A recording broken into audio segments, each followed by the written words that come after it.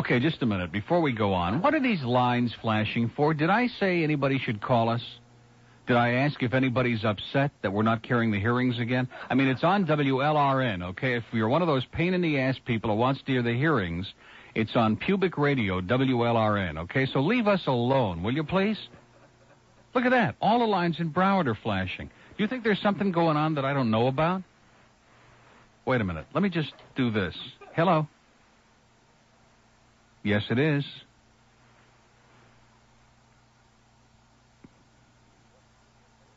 What's the favor, ma'am? What is it we can do for you? Now they're all flashing. Yes. You like a little bit more about what? Artego and Duarte. No, Duarte's right. He won the 10th race at Calder yesterday. Okay. Hello. Hello. Hello. Yeah. What do you want? You want to know what on your tacos? Mouse meat. Hello. Hello. Jose Jimenez. Adios. Hasta luego. Hello.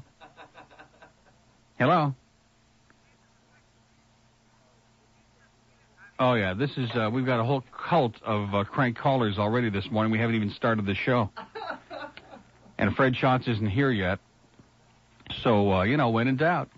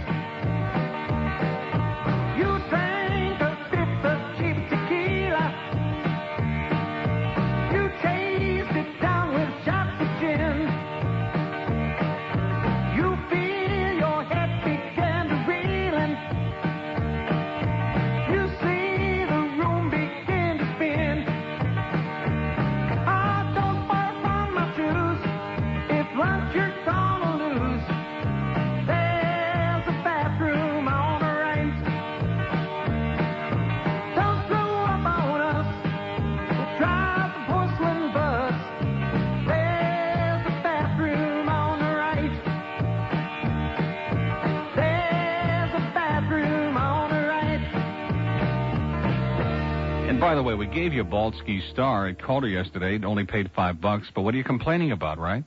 Now, we didn't know it was going to pour like that or that they'd take it off the grass, but that should make no difference. Of course not. That's no excuse. So you should be loaded. It sounds like most of them are loaded, as a matter of fact, this morning, but that's another story. This early in the morning, too. Fred Schatz is going to be our guest today, so the rumor goes to talk about sex. By the way, it's been rumored, speaking of rumors, that we discuss nothing but sex and perversion on this show. Isn't that disgusting? But Fred Schatz is going to be here to talk about sex and perversion today, if he shows up. Now, you think maybe Fred, something developed that Fred, no? He'll be here, right? At 11? Wait a minute. Did you hear this? Now he tells me he's going to be here at 11 o'clock. Just moments ago, he said to me, I can't imagine why he isn't here yet. Now he says to me he's going to be here at 11 o'clock. Open his mic, will you please? Oh, yeah, because now we've got him on the defensive again. We've got him right where we want him now. He's had it. The statement is still accurate. He's scheduled at 11, and I said I can't imagine why he's not here. Oh, no. What's weird about that? No, you were expecting him at 10, just like I was. With bells on. Yeah, with bells on. See? Boy, and then, of course, when Fred's not here at 11, he'll say, oh, well, I booked him at noon.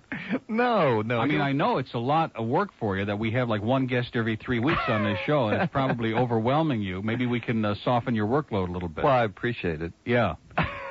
Well, you're going to soften your workload on Saturdays, I'll tell you that, because when the book comes out tomorrow, I'm going to announce on the air that I will no longer work Saturdays. I can't do it. You can't do it. No. Yeah. And I'm not going to go to our programming. Our program director doesn't speak to me anyway. He avoids me like the plague. He's so afraid that I'm going to say something to him that'll wound him. He speaks to you. Like, good morning, douchebag, or something like that, No, I'm serious. He just avoids me like the bubonic plague. He does not. Yes, he does. He likes you. Well, that may be, but from a distance, from a safe distance. And 6 days a week, man, is too much, because by the time, you get through with Saturday, it's Monday all over again. Well, I tried to warn them about this about a month or two ago. Do you believe that he's got the gall to sit here, like, pretending that nothing's going on? He said to me just moments ago, he said, I can't understand why Fred isn't here yet. So? And then you come on like nothing happened at all. Oh, he's not going to be here till 11. You just make it up as you go along, don't you? No, there's nothing weird about that statement. And I didn't book him. You did. No, you picked 11. As a matter of fact, I sat in your... No, wrong. I sat in your office on Friday when you called to remind the secretary, right? Right. And you said 10 a.m. Monday. No. Yes. I didn't say any time. I just called up and said, are you just reminding you. And I said to you, 10 o'clock, and you said yes. So what difference does it make? Now, this is starting to be like the Chris Sloan syndrome. No, it isn't. Yeah, with guests who don't show up, and with the wrong guest on the wrong show, and like when Ernie used to have 4 guests show up on the same day. You don't care. And, of course, we all know what happened to Chris. Yeah, what did happen to Chris, by the way? No, I don't know what happened to him. I'll tell you in just a second. Oh, here it comes. You want to know what happened to him? Here comes the answer. Adiós. That's what happened to Chris. Hasta luego. Right. You're right. Now that I think about it, you are right. I mean, he was, a nice guy, never stole a freight train, but he didn't like to work is basically the bottom line. Well, that's the difference between he was my kind of person, somebody who just likes to show up every day and have a couple of meals and schmooze around and go home, take a paycheck. Don't bother me with work. Those are our favorite employees. Does that remind you of anybody in this room?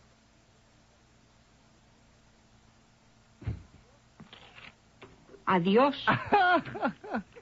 But that's good because it gives me an opportunity. I mean, everybody in town is worked up to a frenzy, and everybody ran out and they spent $80 to buy the New York Times yesterday. Well, some of us get it delivered to our home. Mm-hmm. And it was 3:30 in the morning, Sunday morning. It was at my house. Yeah.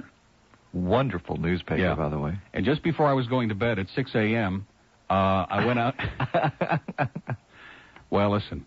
You want to tell us about what was going on? No, I certainly don't. At your house at 3:30 in the morning? No, I certainly don't. You'll have to use your own imagination. You watched the man throw the newspaper. But it was pretty exciting. Anyway, I went out 6 o'clock in the morning, and I brought in the New York Times, and here's the Sunday magazine, and the picture on the front cover, which, by the way, is not the Westinghouse ad picture, Lee. Lee told us this morning, those 20 of us who were listening, that this front cover is the inaccurate picture. That's not the one, Lee. It's the one inside. Yeah. Lee. Well, Question for you. Yeah. Question for you. Who's telling the truth? Poindexter or Reagan? Question for you. It did say in the paper, by the way. In fact, it's on page 19. 18 and 19. The erroneous... Well, it is a picture. We can't say that, but it's not what it appears to be. Right. But most things in life are not what they appear to be. But it said in the your favorite paper this morning that pollster Lou Harris was going to be Fowler's guest this morning. Yeah, I'm upset that Lou wasn't on. 11 o'clock. Oh, good. And then I just made that up. Oh, then he's going to be on... Like you did moments ago. He's going to be on Texas show tomorrow. But anyway, everybody's making a big to-do. This article... And it's not, it's not that there's so much wrong in it. There are a few factual mistakes. But there's, it's nothing. It's like rehashed, warmed over chipped beef on toast. You know what I'm saying? And it talks about Miami like it's a little tiny dot that's all, like, locked into itself, like there's nothing else going on here. Really. Like there are 4 million people who live in Miami instead of in Dade, Broward, and Palm Beach, instead of like 400,000. Right. Foreigners who live in Miami. Yeah. And it's much ado about nothing.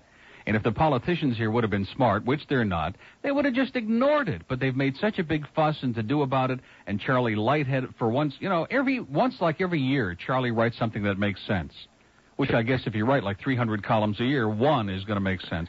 And he, of course, says basically the same thing, that the article is correct, and what's everybody getting all bent out of shape about? It's nothing. It's the most superficial piece of mung that anybody could ever imagine. I read the whole thing twice to see if I was missing something, like what's the big deal? Nothing. Didn't you have deja vu like you were reading that Time magazine? I have deja vu right now, like Chris Sloan is back booking my guests. Am I going to talk about Fred not being here anymore? What does that mean? Oh, you. Oh, he wants to know. In other words, if we're going to talk about the subject, he'll leave your mic on. If not, it's... Hasta luego. Tell him to relax. He's not relaxed. Boy, I'll tell you, Saturday, he was just apoplectic. I mean, he was going crazy up there in the last half hour of the show. Yeah? And it turned out that there were some people on the phone he just can't even begin. It said, you should have seen Stan. I'm sorry, I missed all this. Oh, by the way, speaking of Stan, I got to talk about the Broward Mall, because, boy, did we give the audience, we gave him Baldski Star and the Broward Mall. I should have seen when Michael Talbot called. I was at my mother's having a wonderful lunch. Oh, God, that must have been... He was running around in circles. Oh, it must have been beyond belief. He was, what was the word he used? He's shook up. Yeah. He was shook up. And then the news came, and he was still shook up. And I told him, nobody even knows who Michael Talbot is, okay? I mean, it was so boring. He's still shook up. And then he had the audacity to play it again. He played it again, a 40-minute phone call, and I heard, he admitted to me yesterday that he played it again in the 5 o'clock hour. Yeah, that's when I heard Now, let's stop and examine that, okay? 40 minutes times 2 is 80 minutes. That's an hour and 20 minutes. Now, when you're only working 4 hours and you have a phone call that goes 40 minutes and you play it twice, He's no dummy. No. Well, I wouldn't go that far. He's still beside himself. Still, today. Yeah, he's still shook up. How do you know that? He's not up yet. I know Stan. He sleeps real late. I just know Stan. Sleeps real late. No, you think you know him. You don't know him. Anyway, the Broward Mall yesterday, we were there, and it was, I guess the rain had a lot to do with it. It puts everybody inside that otherwise would be outside. And I tell you something, nobody in their life has ever seen anything like what was in the Broward Mall yesterday. It was just loaded. Even the ugly people were good at the Broward Mall yesterday. I mean, I have never in my life seen such a... Display. Display is exactly the word. See, he redeemed himself. Give him another 30 seconds on the clock. That's what we're going to do with you from now on. Well, I have to come up with clever repartee. And for each good one, we'll give you another 30 seconds with your mic open. And for every, bonehead remark, then we take away a minute. Was the display award-winning yesterday? It was beyond award-winning. And then... there was this table. They called me over. There were these 3 young people, 2 guys and this young lady. Mm-hmm. And they called me over, and they said, you were right. And I had brought them over there from the Galleria. How do you like that? You were right, as usual. As usual, we were right on target on this show. We told them the Broward Mall was where it was happening. And I'm going to tell you, if you're a people watcher or just a pervert who wants to attack people in wherever it is, yesterday at the Broward Mall, man, I'm going to tell you something. There were... it was like dying and going to heaven. It really was. Yeah. So all of you creeps out there who called last week about the Galleria, you're full of it. You're full of crap, okay? The Galleria is desolate. There's nobody there. You know, maybe a couple of silly queens running around somewhere in the Galleria. And that's about it. There is nobody there in the Galleria. Ghost town. Desolate. If you want to see where it's happening, the Broward Mall. Although Stan did make a good point yesterday, and of course it's about time. He made the point that if we get too carried away on the air, then all these pain in the ass, all the old people and a lot of these other folks will start running into the Broward Mall and jamming it all up. Possible. Yeah, and we don't want to do that. No, we don't want to. As a matter of fact, we would like to be the 2 only ugly people in the Broward Mall, and let's keep it that way. Did you went to the food court? The patio was mobbed, jam-packed. Yeah. And what did Stan eat? I'm afraid to ask. We'll have to wait till Fred comes in, because I don't think we can say it on the air. It could be actionable. But when Fred comes here, then it's clinical. Sure. No, we didn't eat anything, as a matter of fact. I had a fruit juice, if you pardon the expression. And he had his usual Diet Coke. Pretty exciting. And that was it. Well, we didn't go there to eat. I understand, and you did do what you went there for. So Fred's coming at noon, huh? 11 o'clock, as it's been scheduled for about a month and a half, 11 o'clock. You going to be okay? You're not upset. You could care less when he's here. You don't care.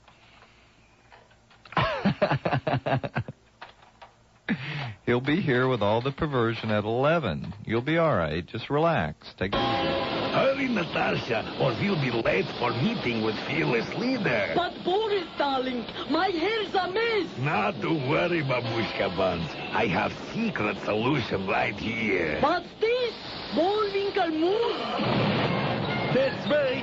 Next time your hair sticks out like a pair of antlers, just reach into a can of Bullwinkle mousse. Again, Bullwinkle? Nothing up my sleeve. And presto. Hello, sweetheart. Whoops. Wrong can. Take it from Rocky. Your flyaway hair will love Bullwinkle mousse. Here, read this. What's this? Fan mail from some follicle? Oh, Bullwinkle. That's Bullwinkle Mousse, the really stupid new hairstyling jelly, or the chocolate dessert that hates frostbite balls. We want to welcome Jeff Gonzer back from vacation on Zeta. And we also want to thank the people at Music to Go Video, and they'll be pleased to know that we passed along the 2 Jim Morrison posters to Mr. Gonzer this morning, because I told him no station in America deserves to have those more than Zeta. And we want to thank them for the petitions that they forwarded to us that they had people sign for so far. Right. And we're going to send those all up to Washington this week. Yeah. This is the week that was. Yeah. To Larry Smith. That's right. It's a good thing we don't send him to Claude Pepper. Because he's worried about the fairness doctrine. And Claude Pepper, he's the epitome of what Florida's all about, isn't he? He's about 100 years old, senile, and... they love him. But I'm just saying he epitomizes what's wrong with this state. They can't get enough of him. In fact, his picture should have been on the front cover of the New York Times Magazine, not this police business with the busting the drugs.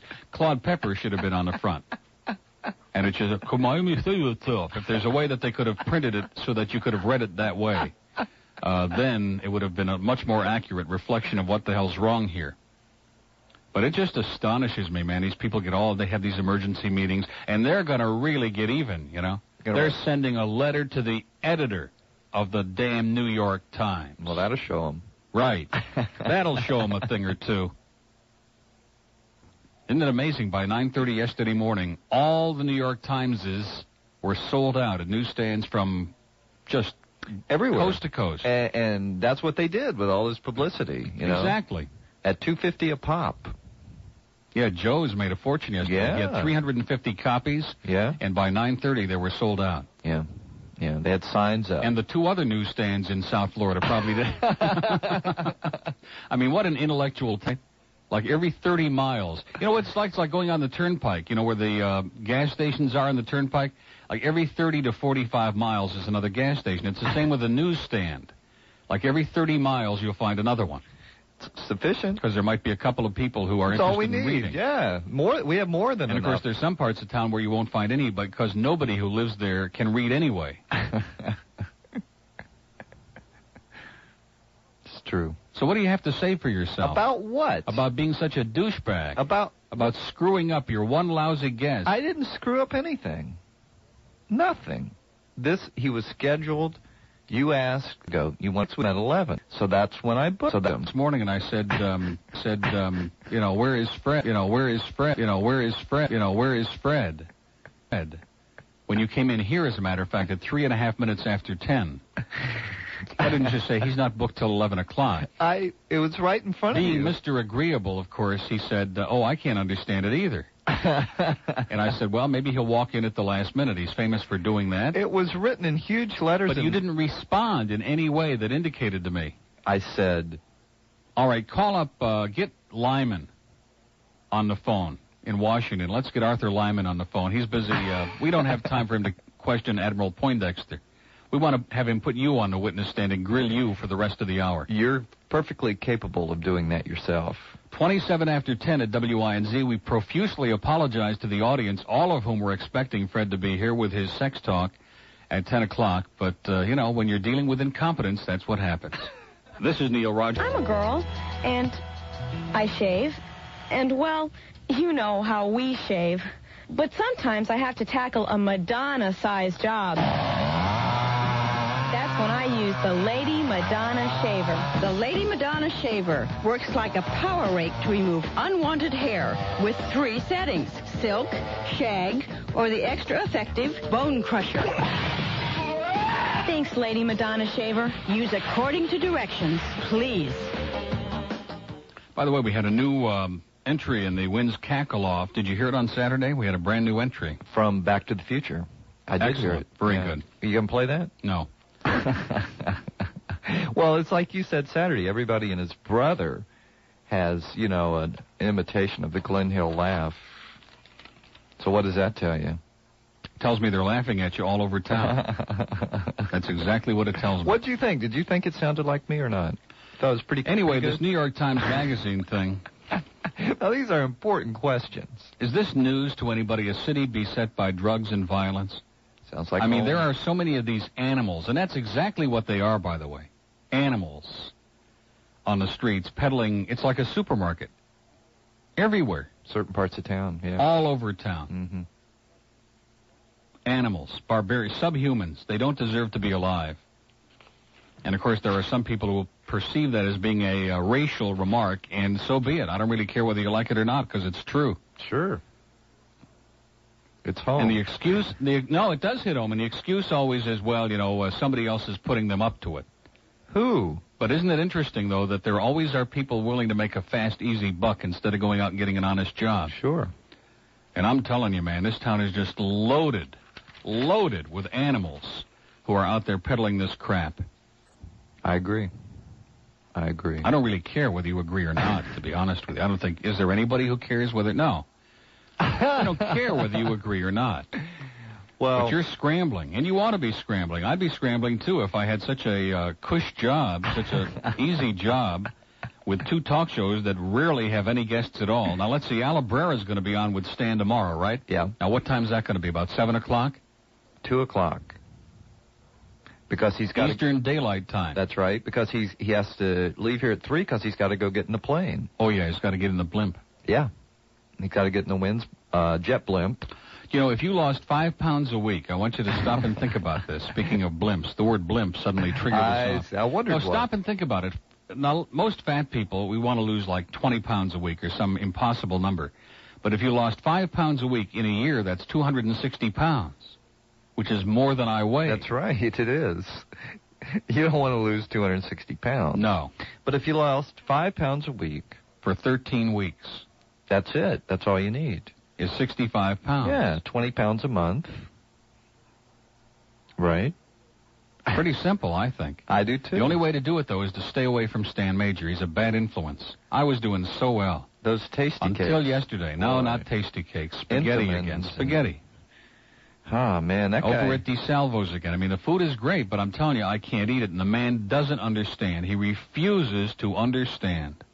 I want you to remember, it's not important in life that you succeed, but that your friends fail. That's the most important thing in life. Well, I'll remember that. Is watching your friends fail, because misery loves company. Yeah. So, like, if the book comes out tomorrow and I get like a 2 share or something, there'll be a lot of people I know in this business who will think, boy, that's great. Yeah, they'll say, see what we predicted all along, that this is just a flash in the pan, that the ratings are just a fluke. A fluke. Yeah. It's all because of Hallandale. And Sonny Rosenberg and R.J. Intandola. It was all just a fluke in February. Now, your ratings have been up for 11 and a half years. You had great ratings at night. Phenomenal ratings. But it doesn't make any difference. You come on midday. In fact, after tomorrow, after the big flurry, when we get the numbers off the computer, and, on one side of the building, they'll be running around in joy, and on the other side of the building, they'll be running around, trying to pierce themselves with sharp instruments. What does it mean, when you come right down to it? And I've been saying that consistently. These people who say, well, he's bragging too much and all this about the ratings, it doesn't make any difference. It doesn't? Something to talk about, but it doesn't make any difference. It really doesn't. I mean, I still have to even work on Saturday. Yeah. People who've got, like, 2s in the last book. Do they work on Saturday? Not a one. No way, Jose. Not a one. Only Alice works, and he only works 3 hours every 3 out of 4 Saturdays. Even he gets 1 out of 4 Saturdays off. That's right. Nobody works Saturday. No. Nobody in their right mind. Ricky Ticky works Saturday. Ricky Ticky's on tape. On Trust tape, me, all the time. I know it's constantly. On tape. Even when he's live, he's on tape. He's regressing, folks. No, He's I'm not. breaking into it again. No, I'm not. And what did they do to deserve this on a Monday morning, by the way? That's probably what people in my audience are asking themselves. What is it that we did to deserve this so early in the week? But I will say this, my mother likes you on the air. Now, what does that tell you? Well, she's got terrible taste. She knows nothing about this business. I mean, she has a lot of wisdom in other areas, but when it comes to... As a matter of fact, I listen to my mother the same way I listen to our program director. Whatever she tells me, I do the opposite, and it works out great. So far, knock on wood, man. Works like magic. In fact, my mother probably ought to get into radio programming. She'd be great, because she knows the opposite of everything that's going to work. Boy, I can just see her in that office, in the PD's office. Yeah, at least the food around here would be better anyway. Would all get fed. It's true, everybody would get fed. They'd have 18-course lunches. She cut down yesterday, though, or Saturday, only had a 17-course lunch. Oh, We're cutting back. Engineering department would vote for her to come in here, I guarantee. Probably, yeah. Max Headroom would love the food, boy. Anyway, what were we talking about? Talking about your future at another station in the market. Yeah, which one? Well, when the book comes out tomorrow, then you'll be able to do some shopping. You'll have like kind of a shopping list, all the ones that are dying. In fact, you may not have to go too far. You may have to just walk up to the other end of the building. Oh, speaking of the other end of the building. Well, this is kind of in the middle of the building. Do you remember Joanna? Oh. I hate to bring this up. Oh, boy. I hate to bring it up, ladies and gentlemen. Well, she won't hear it. No. Well, I take back everything good that I said about her on whatever day that was that she was in here. I take it all back. Wouldn't you thought that she would have learned a lesson? I thought we had taught her. And we tried to be jovial about it and have a good time instead of, putting her out on the Tower number 2 and hanging her out there for committing the cardinal sin. That's right. I thought we were really neat about it, and you're exactly right. I mean... Well, do you want to tell the story? I mean, I don't have 3.5 hours to kill before you tell the story today. We can't. We have a guest coming. Allegedly at 11 o'clock. Pacific Coast Daylight post-Sukkot time. Yeah. I walked up to the receptionist desk on Friday, and she was sitting there listening to WGTR, a direct competitor of Zeta. And I went up and I said, "Why are you listening to WGTR? This is after all that we went through Thursday." And she said, "Oh, that's Zeta." I said, "They just gave the call letters. It's WGTR." You know what I would have said to her? Yeah, but say it anyway. Adios. I have doubts about people who... I think she's going to be... Where did she say she used to work at some school station? Yeah. I think she's going to be back there pretty soon. She really tried to impress us by telling us that she was on WKPX or whatever it is. KPR. That high school radio station. She thought we were going to be real impressed when there she is. She's really pissed about this now. She's foaming at the mouth about you. He's right, though, this time. I'm not taking your side. I'm not taking up for you anymore. I mean, we thought we taught you the lesson last week, but forget it. Right? I thought we had been very gentle. I mean... I think now she's going to have to spend a week with Stan. Perfect. At his plantation pad. The perfect punishment. Yeah. Actually, the only thing that Stan would really do is he would tie her down to the sofa and play the recording of the frogs over and over and over again for hours. That's all he would do. Maybe that'll teach her. Now, wait a minute. Who is that just stuck his head in the Well, that's our new Miguel, our new runner. Miguel? Yeah. Miguel? I think that's his name. Who sent him over here, the Herald? Isn't that his name, Miguel? I think that's his name. No, I don't think so. Nobody knows for sure. Yeah. Oh, yeah, he's the spy from Lee Fowler. Uh-huh. There he is. Great. Okay, we know Lee sent you over here. Don't worry about it. We're easy to get along with. We're not paranoid. We don't worry about spies. Anything we've got, you can have it. That's right. Starting right over here, especially. Lee can have him any day of the week. He doesn't want you, though. Because you don't talk loud enough. You got to talk real loud to be on with Lee. And to get in on the fun, get in on the action. We have a full menu. Question for you. Would you drive your car from Miami to New York with $2.5 million worth of cocaine in the trunk? Would you do it? Get in on the action. Get in on the fun on a Lee Fowler show. Thunder Things, again this afternoon. Watch out for those Thunder Things. Okay, give him another 40 seconds. We're giving you all... we'll add this all up. I'm going to go get the mail and get Fred. I'm going to go get Fred. Well, what makes you think that Fred is here? He's not booked till 1 o'clock. Boy, oh boy, this, it just turns your whole system upside down. I didn't even want to come in here this morning anyway. I thought it was Sunday. I thought this was the beginning of my weekend. And then I come in here and I sit down and, surprise, you thought you had a guest at 10 o'clock, right? Wrong. And so now you have to kill an hour all by yourself. And that's not easy to do, man. I'm telling you, it's really difficult. As you can see, we're only 40 minutes into the hour. We still have like about 18 minutes to go. Maybe Mike Wolf would like to do 15 minutes of headlines. Or we could bring in, what's her name, Chatterbox, to laugh for about 10 minutes, right? To embarrass and degrade and debase Guy Gannett Broadcasting. But we won't do that because we only allow that between 6 and 7 p.m. We figure most of the people are, eating dinner at that hour anyway. And we've never had a number in that hour anyway, right? So why should we change now? With all the success that we've been having lately, we don't want to overdo it. We want to give everybody else an opportunity, which is why we do that embarrassing, degrading, debasing, subhuman hour between 6 and 7. You do understand that Mike Wolf, who's a good guy, Mike has to go through therapy every evening. When he leaves here at 7 o'clock, he goes right to his shrink before he goes out into the woods again. Unreal. Anyway, now that Walking Death has vacated the room for a few minutes, I can get back into this article again by Robert Sherrill. And if you read it, and I'm sure a lot of you have, well, some of you, I don't want to say a lot of you have, because a lot of you didn't get the New York Times. There just weren't that many copies around town. But all of this crap about the Beacon Council and all these other self-appointed experts who know what's right with the town, and here's this disgusting, revolting picture of these old right-wing Cuban farts, with their tubas and their flags, and the Cubans were the first freedom fighters. This disgusting sign. And all the business about bilingualism. Is this something brand new? Is this something we don't already know? And about all the drug money in the banks? And as a matter of fact, the guy is probably, as I read this, I thought he was being a little bit kind. He understated the fact. And the last part of the article, really, he quotes everybody who's got something positive to say. Although there are a couple of paragraphs. Now he says, Miami, where voodoo is practiced by many.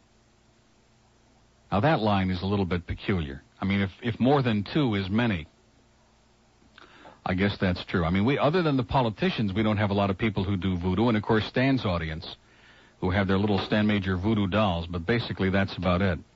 I should have known that we weren't going to get very much of a reprieve, because now, look at that. What is that all about? That seems to be a voluminous amount of mail. We should make Major come in when we get mail call every day, because he gets so upset. He's so paranoid about this mountain of mail that comes in for this show every day. Of course, most of it is garbage. Here's Plain Truth Magazine, Herbert W. Armstrong. We get mail from dead people on this show. It's true. Pharos Books, P-H-A-R-O-S. That sounds like something very sexual, no question about it.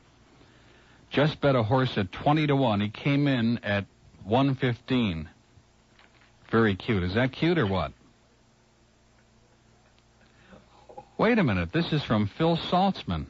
So it says at Calder Racetrack. It's on a Calder postcard.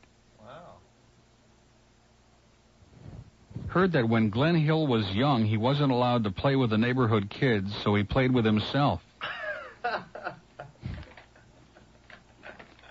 Stan Major is a walking ad for Maalox. I think this really is from Phil Saltzman. I don't know. I'm not really sure. Here's another one. Is this another card from Calder? Yeah. Oh, but this is different handwriting. Yeah. Started out for Belmont, but Delta landed here at Calder. Yeah. Now, see, these are not from Phil. Another one from Calder. No. Oh, where's this one from? Oh, it's got a picture of Billy Graham with Jim and Tammy Faye. You're there, I'm here, who cares? This is from Oakland, California. Heard FM KZAP in Sacramento, KYUU in San Francisco. Call me about visiting WINZ, Wendy. What? We're getting incoherent mail. We started out the show, I said, then we had all those incoherent calls off the air. Now we're getting incoherent mail. This one ought to be good. This is from another lunatic over on the beach. I should read his letters on the air. Lord Jehovah, Omega, Shiva, Christ, and all the gods travels in a gray disk full of lights. Oh, boy. This is from our good friend, Tom Basoka. Angels of Different Mansions, Miami Beach. Well, we're just loaded with stuff. Then here's another letter from Oakland, California, from Shel Myman, which goes unopened into the wastebasket. The old things are not good, that incredible character that used to just devastate talk shows from coast to coast in Florida. Boy, if the mail and the callers are that good so far, you can just imagine what the rest of the week is going to be like, right? Now, tomorrow I'm doing my whole show on the Broward Mall. It's all my mail. No, tomorrow we got the book coming out. What, this is it? Yeah, this is all mine. What is all this? Boone in the Box. Oh, Boone in the Box is starting in again. Let me see. Did we get any considerable amount? Well, that's not too bad. Not too great. And you know why it's not too great, don't you? I don't want to start in that business like I did a week ago today about certain individuals in a building driving away the whole audience, but it's going to be a while before they come back. Oh. Yeah. Oh is the best that he can contribute to that. You were one of the conspirators in that. You were part of the conspiracy to put that hearing crap on the air. Not my department. Absolutely, your department. Absolutely, as somebody I know would say in the business.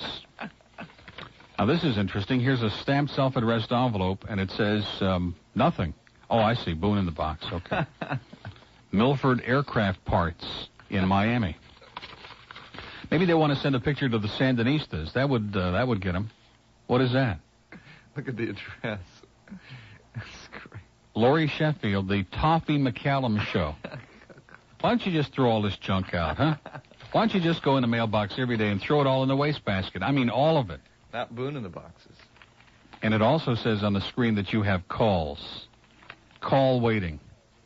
This man has given new meaning to the expression call waiting. Most people think that call waiting means that when you have one call, that you hear the little beep that indicates you have another one. Call waiting in his case means that when everybody tries to call to do any business in this radio station, he's in here muscling in on every show on the air. Oh, he's muscling in. Next thing you know, he'll be muscling in on Marshall Moore's show. The Catholic Nostalgia Game. Excellent. Oh, is that a game or is that just an ad for it? I don't know. Is the Pope Catholic? And look who it's addressed to. I think there may be some symbolism in this morning's mail, ladies and gentlemen. It's addressed to Chris Sloan, care of the Neil Rogers Show. Hasta luego. They haven't played the hysterical new board game, Is the Pope Catholic, created by two Catholic psychotherapists. They gave us such productions as Sister Mary Ignatius, Nonsense, and Patent Leather Shoes. This is pretty exciting. Right in the wastebasket. No good mail today, folks. Don't let them kid you. It's just more obfuscation. It's just another smokescreen. Here's a postcard in a letter. Hi, Neil. I'm watching you. See you in September. Love, John Paul. And look, there he is. There's one of those pictures of the Pope with his, the ring around the eyes, which is okay. But, when a priest has ring around the collar, then he's in big trouble. Here's one addressed Kneel. This ought to be good.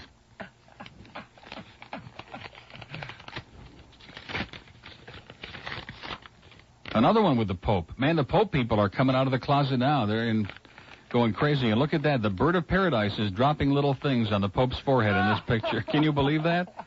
Love, Johnny, it says. Isn't that cute? May the bird of paradise... But you notice at least the bird is nice enough. He's not dropping it on the Pope's beanie because he doesn't want to further infuriate the Jews in South Florida. So at least he's going to keep his beanie clean. In fact, there's going to be a concession. Maybe they can wash the Pope's beanie when he comes here. Like they come up to you at the intersection, they want to wash your windows. Mr. Prowler. I'm serious. Here's a letter. Oh, no, that's the guy's real name, Mr. Prowler. A letter from the FCC. Uh-oh. The Commission appreciates the First Amendment rights of broadcasters. However, the Commission's recent action restricting indecent broadcasts at times when there is not a reasonable risk that children may be in the audience is a reasonable time, place, and manner restriction that is permissible under the First Amendment. This is from Edith Wise, Chief of the Complaints and Investigations Branch, Enforcement Division, Mass Media Bureau, of the FCC in Washington, D.C. Neat. Pretty exciting. 10 minutes before 11 at WINZ. Let's take our last break of the hour, and when we come back, we'll see if we can't really set the stage. Can't get the audience whipped up into a frenzy. Get the menu. And, of course, if there's anybody who was at the Broward Mall yesterday, they're probably still in a frenzy. This is Austin Burke, Jr. At Austin Burke's, we take pride in the way you look. When you look good, you feel good.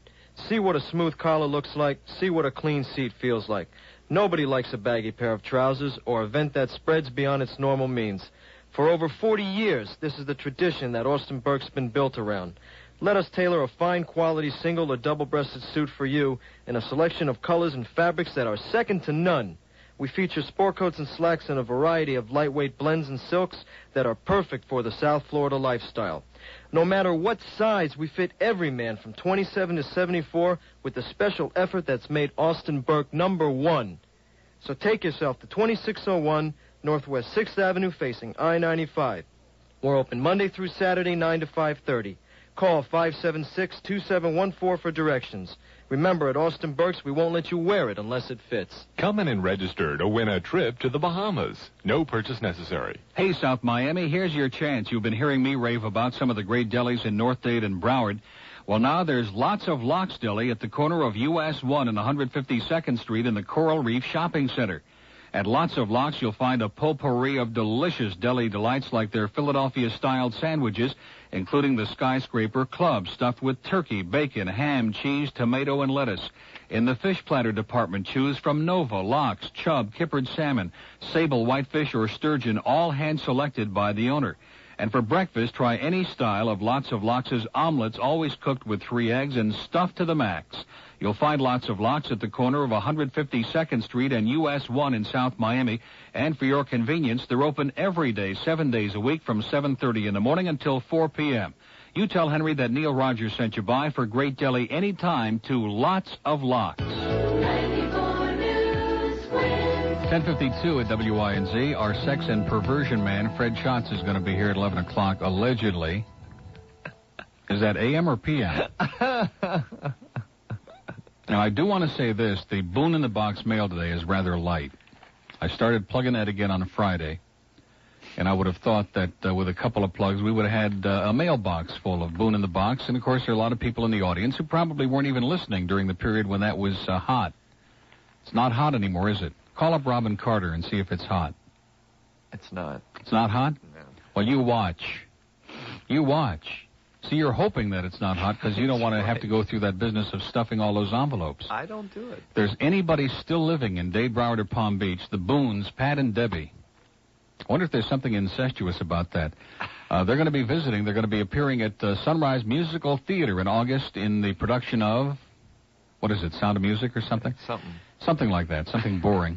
And we want to make sure that everybody in South Florida, all 4 million people, have a copy of the Boone in the Box picture, which is a picture of Pat from his early days. Like, what would you say, it was about 18, 20? Old enough to know better. It's like the 50s. Sticking something through a cardboard box. I don't want to say what. When Fred Schatz gets here, we can say what. Something small. Something small through a cardboard box. I mean, very small. In fact, frighteningly small. Which explains why Pat's voice occasionally gets so high. It's really tiny. I mean, some of us, when we were young, had pet dogs named Tiny. But anyway, if you'd like your very own copy, you don't want to be left out. Please, we want to see a torrent of mail. We want to get the momentum back that we had before I went on vacation, before these fakers in here screwed up my whole audience and took away all the momentum from this show. And if you'd like your very own copy, all you have to do is send us a stamped, self-addressed envelope. No, I'll tell you what. Screw that. No. Don't even send a stamped, self-addressed envelope. Just send us your name and address. You can't do that. I can do that. No, I'm not going to get you into trouble. This company's got a lot of money. I know that. And it's about time they started spreading it around. The post office is in trouble. They got to raise the rates for postage. They're threatening to go on strike. They're having a nervous breakdown. The least we can do to accommodate them is to start subsidizing the U.S. Postal Service a little bit better. Right?